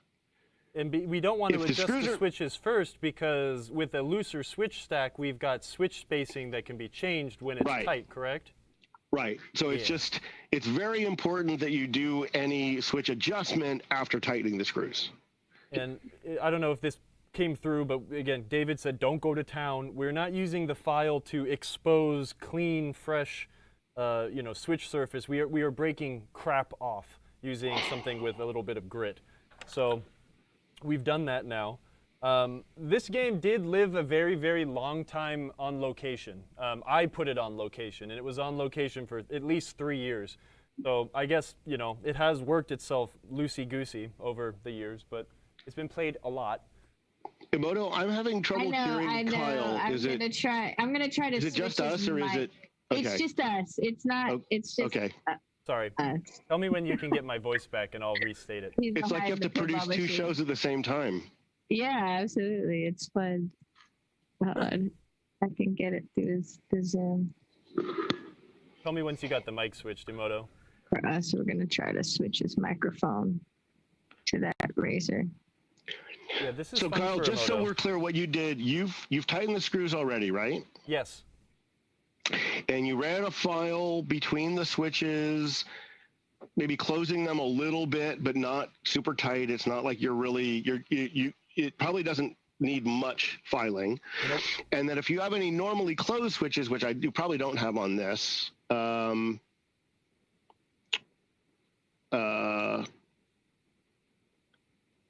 these are all open switches. Okay. How many are there?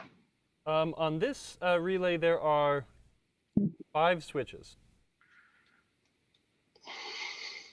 We can see the ones with the big fat contacts, or I can see. These ones actually have a good amount of gap. I'm not seeing the stationary blade move very much when the relay pulls itself in, so I'm definitely going to tighten those guys up just a bit. So let me explain a little bit about what Kyle just said. When you're doing a switch adjustment, and I'll try and just use my fingers up to my camera here. Is this? Yeah. Is that visible good? Yeah. So you're going to have a long blade where there's an armature, and the armature is moving that long blade. And there's going to be a short blade next to it. And then there'll be a point where they contact, and there's contacts that are mounted there. When that long blade moves and closes that switch, you don't want it to just touch. You want it to touch and then wipe a little bit. It should be a motion like that. It's a self-cleaning mechanism, but it also ensures it's really closed well. So even if you have a normally closed switch, when you energize that, it should act like this. You should always see that short blade move. I remember when I was new to electromechanical repair, and I was looking at switches where they opened or closed, I was always trying to get good, well, you always want to have good light on it, but I would try to put something behind it so I could see, was it opened or closed or whatever. I don't even do it that way anymore. I'm now kind of putting the long blade in motion a lot, either doing the relay by hand or whatever. And I'm looking for movement and non-movement of the short blade. I want to be able to move the long blade without the short blade moving. and then I want to be able to close it and see wipe. So if I can do this, then I know it is actually open. And if I'm doing this, I know it's closed well enough, right? But if I can't do this, it's probably closed all the time, which is going to cause different kinds of problems. Like, if it needs to be open when it needs to be open, it needs to be open. Nice. From Board Dog in the chat said, can we see that relay on the schematic so we can connect the two? Yeah. So, okay. So here, let me see. I'm not sure. Yeah. I'm quickly go ahead starting and a new share and game. I'll switch over. Okay. Oh, that's a cool shot. All right, you're up. All right.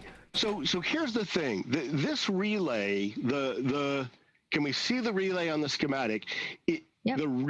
All of the relay is in 6 places on the schematic because it has 5 switches and the coil. So the coil is here, right? So, what turns on the N relay, which is the 10-point relay, the easy ones are these 10-point switches on the play field. This is the lock-in, which is probably not worth getting into now. And then there's kind of a little bit of confusion here, which we can just skip over. But the C relay is the 50-point relay, and the motor 1A is going to pulse 5 times. So this is actually the line that does 50 points. Where do you see that it says 50 points for that one? It doesn't. Oh, so C, if we go back down to the index here, C is 50 or 3,000 points. Ignore the 3,000 for now. The 3,000 is actually what comes into play when J or I have toggled.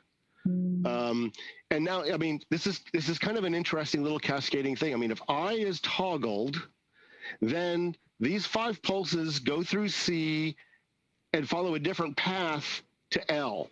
Oh my gosh. Okay, and I'll jump to the chase here. If we have time, I can show it later. That's going to do 5,000 points, but we already know it's only 3,000. It turns out this game does something I don't remember other games doing it. Instead of turning on C at the beginning of the motorcycle and getting 5 pulses, it actually delays the turning on of C until 2 of those pulses have already passed. Then it turns on C in the middle of the motorcycle. Wow. Yeah, I know. Weird. It was just like, whoa. So we'll look at that later if we have time, or maybe it'll be, we'll do another session in a few years. Yeah. But for the 50 points, it's coming in that way. Now, where is the rest of the N relay? So here is one of those 5 switches. 5 is going to throw me off just a little bit. But on the 10's chime, here's a switch that's labeled N. So there's a second one of those switches. Now, there is going to be somewhere in the schematic. So we have the add 1 10's unit. This is the coil in this. I don't know. Kyle's coming in kind of loud with the game now. I don't know if people can hear me. Sorry. I'm stopping. The 10's unit is the 10 score reel. This is player 1, so each player has theirs. The N switch is here. This is M and this is L for doing. So the N switch is here. It actually is going to advance a different score reel for different players based on some switches that are in the back of the game. This could get very complicated to get too far into it, but that where in the back of the head there, where it's doing the ball count, keeping track of player balls 1, 2, 3, 4, 5, it's actually got 20 steps. Kyle was saying this earlier. It's ball 1, player 1, ball 1, player 2, ball 1, player 3, 4, and then ball 2 through all of them. While it's stepping through that, it also has switches mounted in the back of it that are labeled this P for player unit, 1 for stack 1, and D is the 4th switch up on that stack. We would need another camera behind the game. We'll but this is sort of, in a Bally game, there was a question earlier about a spider. Bally does this with a wiper. They don't do this one big stepper with 20 steps, and they have a wiper that essentially takes a pulse from a scoring relay and sends it to a different score reel based on which player is up. So in this case, it's doing it through these switches. We won't get into what all that is, but here is an N switch. So what have we done? We found the lock-in. We found the chime. We found the one that actually runs the score unit. I had said earlier that there's a switch that advances the next higher up unit. So M is the 100-point relay. There is a switch on N, which, and this would have been easier to show on a one-player game, on add tens. What is that? What is that? Oh, on add tens is a switch on the score reel. Different games do this differently. There's a switch on the score reel which closes. So okay, N is going to send a pulse to. This is so hard to explain how this works.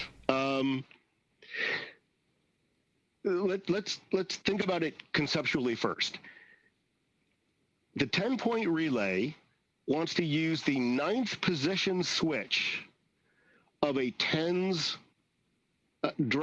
score reel to advance to fire the 100-point relay.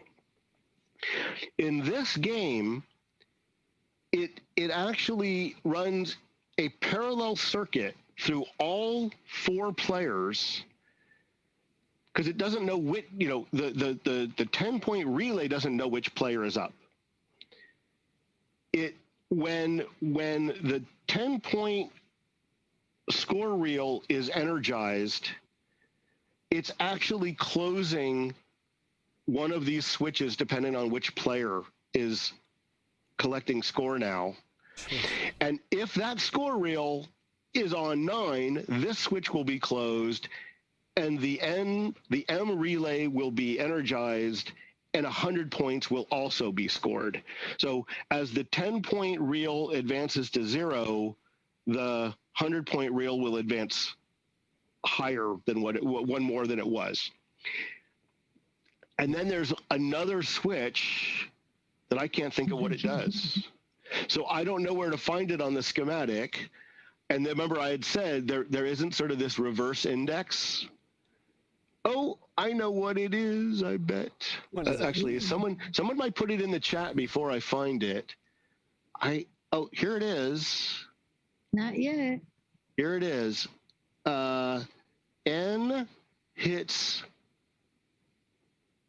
ZB. ZB is first ball relay. Wow. Okay. The first ball relay in general is a relay in the game that keeps track of whether you can add additional players. So I believe in Jack in the Box, you can add player 2, 3, or 4 until player 1 scores. And this is what's telling me that's probably the right situation. So once player 1 has scored 10 points or 100 points, ZB will be energized and you can't add any more players. So that's what that 5th switch is, which I was thrown off because High Hand had 4 and Jack in the Box had 5, but it makes perfect sense. High Hand is a 1-player game. It doesn't need to keep track of when you can't add more players. So realize if you're playing Jack in the Box and you've scored 10 points and you try to add your second player, you're going to reset the game. You need to do that before you score any points. That's what that 5th switch does. That makes sense. So the question was, where is the 10-point relay on the schematic? Does that answer the question? probably a little painful to find out it's not that easy. It's in 6 places. I think that's the thing is like, you know, and you get used to it when you start looking, but you start to learn where you need to find that switch or where that is on the schematic. Because as you kind of pointed out, there's a lot of information, and not all of it is super relevant to fixing the simple problems we generally, you know, are confronted with most electromechanical games, right? I think in your experience, you know, you've got a whole lot more. But in my experience, just getting the dang things to work, once you get them resetting and you get the scoring to work correctly, you don't generally have big, gigantic logic problems of adding, you know, replays and sometimes. Yeah, I mean, I was going to say, you know, the reading the schematic to figure out what the game is supposed to do is very hard. Yes. Because this sort of forward index isn't there. Reading the schematic to diagnose why it isn't doing something is much easier because that's how it's organized. You know, what makes N fire? Well, N will fire if all these switches are closed. Done. So, you know, Emoto, you put a link out last week, or someone did, about another talk online about schematics. And I started watching it and I thought, boy, that is not the way that I'll present it.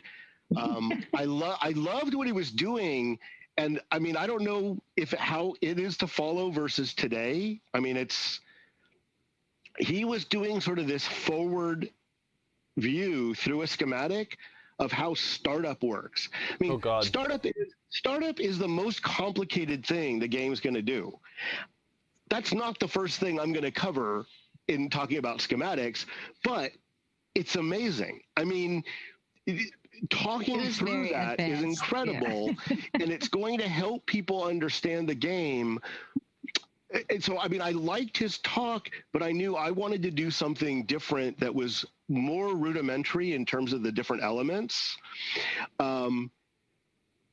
But like his talk, like that is a pretty advanced thing when you've gotten to reading it through forward and showing how the game works. But it was a great talk. I mean, he had, you know, annotated schematics where things were color coded and you could see kind of what was going on. But I knew that this talk was going to approach it differently, and you know, together they're complementary, and so I didn't feel like, oh, let's not do today. Everyone should just watch that. I think I've taken a pretty different approach. Yeah, and Midge said he shared that. I think it was last week. It was John Robertson from the Northwest Pinball and Arcade Show.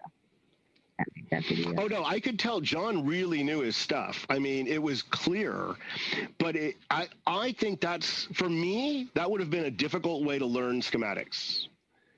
Where, you know, I learned it kind of fumbling my way through and, you know, going to a machine that's been otherwise working. That was another great advantage of learning at the museum is they have a bunch of electromechanicals. They've been shopped out already. They're working. People are playing them.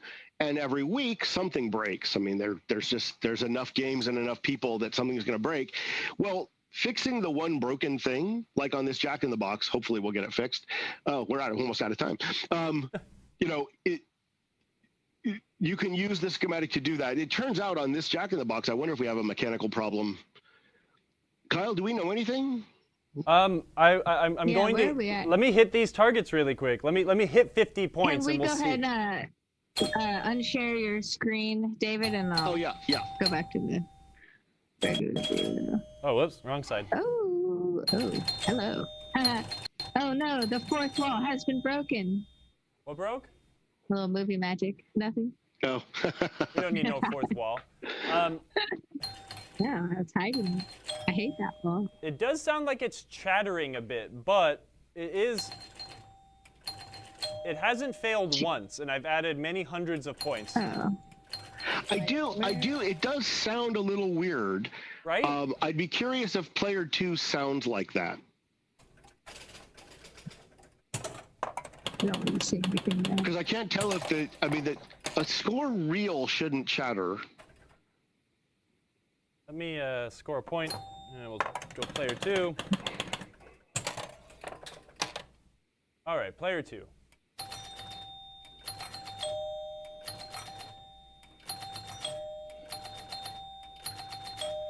I think this is coming down to point out we might have a real problem, and I kind of want to see the end of stroke switch now. Right. So there are two things I want you to. So when you show this, you'll also be able to show that other switch I was talking about in the carryover circuit. So Emoto, I don't know if you can make that the big camera. Yeah. I can't see it till you do. But there we go. Where the plunger pulls in, actually, Kyle, it's good to show it on this one, but if you pull out the 100 score reel, the wiper won't be in the way of showing people what you're looking at. Keep that one handy. We're going to check that one, but come on. So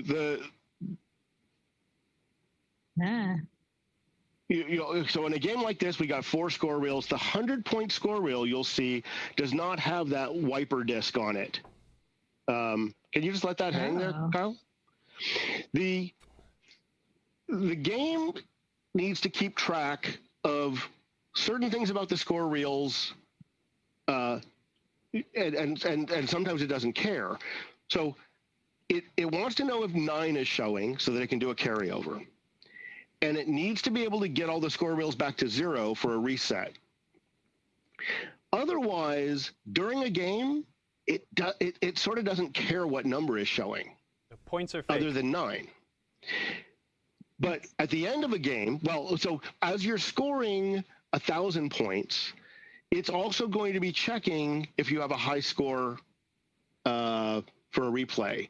So it needs a way of reading all the numbers off the 1,000 and the 10,000 point reel, and it uses the wiper for that.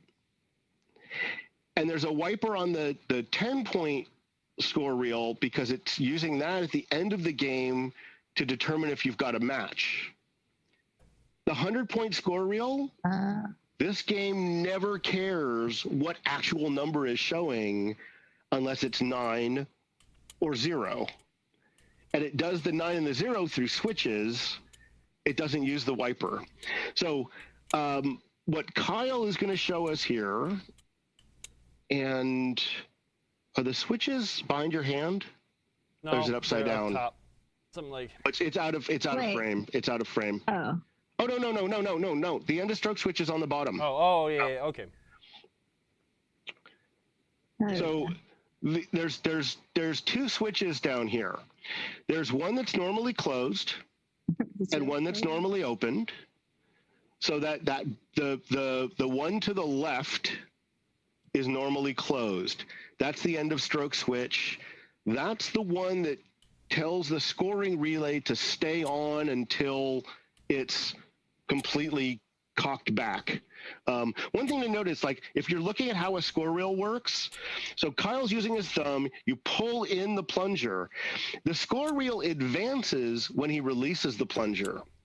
So what's happening in your EM game is when it's scoring 10 points or 100 points in this case, the energy or the electromagnetism is pulling back the plunger. It's when it releases that it actually advances the score reel to the next number. Sometimes you're troubleshooting a problem and like the score reel's not turning, it just stays sort of in the wrong number all the time. You turn the game off and it goes to the next number. It's because that coil has electromechanically locked on, and turning the game off releases it, and then it advances. So it's kind of good to know how these things work. But what's happening here is when that plunger's pulled in, that the switch on the left is opened, releasing the scoring relay. The switch on the right is closed, which is part of that 9-point carryover circuit. So now we can see these switches here, but the interesting thing was on the player 1 10 point, Does the end of stroke switch look like it's doing okay? So that's just the 100 point was what Kyle had out to give us an easier view because the wiper's not in the way. Let's see what's happening on the other one. And if all y'all remember from last week, we were working on looking at the Williams score reels, and they're so much easier to work on and see what is going on. So that's what we've got to deal with, right? Because here's the circuit, here's the wiper, the circuit board that David was talking about. We've got the stroke switches here. One of them's pretty mangled, but it looks closed. It does open, but maybe I need to make it open a little quicker. I can see the actual blade. I mean, it's almost bent exactly like where my pinky is, right? You've got it's cocked where my knuckle is. I think if I try to straighten that thing out, it might open quicker. I wonder if that's beneficial. You actually want it to open late. You want it to pull back all the way. So you don't want it opening early. Because that would cause chatter. We'd have something that was... It would cause you to maybe not score reliably and maybe not chime. So yeah, like if you have a game and everything is scoring great, but the chimes don't always go. So now you remember we can go back to that scoring relay. And in this case, there were 5 switches, but one of them just does the chime. Make sure that switch isn't too wide. Because even if the relay is turning on and off every time, if that switch is barely closing, you'll get inconsistent chime, for example. And that's not fun. Chimes are fun. I know. So Emoto, what do you want to do about time? Because I think we're running out of time. We haven't exactly fixed the game yet because I rambled on. I mean, it's up to y'all. If you want to if you think we can. I want to wrap it up soon because I think you're pretty good about your 2-hour thing. Let's give it a shot because here's kind of let's have our PinTech production meeting. We can have a part 2 in a few weeks. Next week we're going to be at Southern Fried Gaming Expo. We can have a part 2. We'll be streaming from there, but obviously won't be at the studio with this game. I'm kind of thinking we might just keep up with the EM thing for a minute, man. Like, I like working on EMs more than anything else. I just bought a high hand that needs love. We could have David come back on for that once I've maybe found the problem. This game, we might be able to wrap up pretty simply. So I'm going to give it another shot here really quick, but I know what we might need to massage, right? We kind of know, David has taught us what we need to be looking for and what this circuit is trying to do. The schematics class, like that intro to schematics class you did earlier was awesome. And that was the core of, Kyle showing his midriff. That was the core of the episode. I'm thinking that when we come back from Southern Fried, the following week, we'll jump back in. You don't need to join in on Zoom, but if you're, in the chat, we always love talking to you in the chat too. And then, we can arrange another day to take the schematics to the next level. And I also was supposed to explain GrumpyEMDoctor. That's Where's a good the Grumpy way to end come the from? show. So we can let Kyle keep working on that switch. And I see the thank yous in the chat, and you're all welcome. This was my pleasure. I really love doing this, and I hope the recording comes out good because then I can just point people at this for getting their schematic beginner course. Absolutely. The GrumpyEMDoctor comes from me trying to fix a game on location. And I've got the game open. I'm deep in thought. The schematics all spread out. I'm almost there. And then someone comes in and they're like, "Oh, David, how you doing? What's going on? Oh, is it broken? What's wrong with it?" Don't talk to me when I'm working on a game. That's when you see Grumpy come out. And I just don't answer. Sometimes I grumble, whatever it is. So, yeah, most of the time I'm this guy. It's fine. You can talk to me. It's okay. But, yeah, if you're at a show and I'm there and the schematic's out and I look deep in thought, asking me what's wrong with the game doesn't help. Like, I haven't figured out what's wrong with the game yet. And telling you what the symptom is, that doesn't help me. Now, if you're going to come in and fix it for me, well, that'll also just make me feel bad because I like the challenge and I want to fix it. But get out of the way, Grumpy. yeah, so that's where Grumpy comes from. I'm probably mostly not grumpy. No, you're very much Wait, so not was grumpy. that Manu that coined you as Grumpy? So I had used my regular name in Twitch for a while, and I'm like, I want something more playful, and I played with a bunch of different things, and I ran it past Manu, and Manu met me at the at Free Gold Watch, the arcade near here where I work on some games, and Such a great place. I'm there when I'm working on games, so of course he's going to say hello and want to chat. I'm like, this is not the time. And it's like, I didn't even know how to say it or what to say. And he finally got good at it. And now we just, he gets it. He comes in when my toolbox is closed, that's when we start talking and, or he might, etiquette. We're learning so much today. Well, nice I mean, look, Manu. if I'm working on a game and he has already noticed a problem with it, it's like, I'd rather hear about that before I close it all up and everything. But it is just, and sometimes it's just, not someone I know. And, how do you find an EM mechanic? They see me there working on something. Of course, they're going to talk because they've got a game in their garage and it's doing something and they want to know, talk to someone. So it's undoubtedly people are going to talk to me while I'm there, but it is always very funny where someone just goes, "Oh, is the game broken?" Like, No, I'm just doing broken. this for fun. It's working just fine, Yeah, people, man. I'll get grumpy at But that you know point. what? But at the same time, I love that. you meet the most interesting people when they decide to come up and talk to you while you're working on a pinball machine. Yeah, but they might just keep talking and talking and talking. Well, that's when you just have to turn grumpy and just turn your, I just stopped talking to you. David, I think what I did is I actually used my eyes and I watched. I held the 10-point relay in and it was fluttering because the end of stroke switch was not opening very reliably. At the end of stroke, the switch was still making a bit of contact, so the entire thing was fluttering. Let me see if I've adjusted it right, and we'll demonstrate what it needs to be doing. Yep, and then after this, we are going to go to, is he at Free Gold Watch? Mystery Pinball Theater 3000 is on, and we're going to go ahead and raid him for everyone that's on Twitch, so stick around for that. He's playing No Good Go First. Heck yeah. I don't think I've heard you say the free shipping code 10 times today. Well, because I did post it in the chat several times, but I didn't want to interrupt the awesome class. But I don't think I gave you a moment to do it in, so I guess it's time to do that. So for everyone listening and not reading.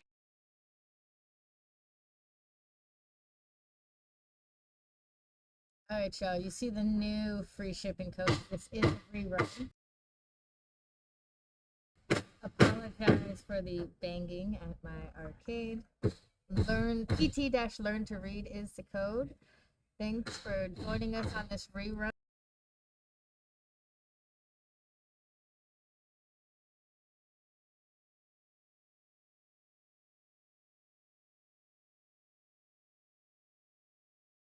And we are going to head over to Mystery Pinball Theater 3000 because he's playing Tales from the Crypt.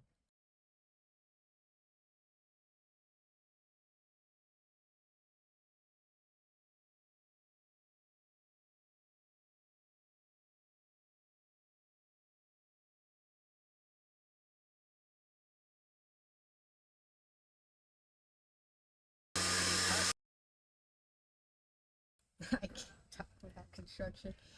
I'll see what's going on for next week. I'll try to get some good content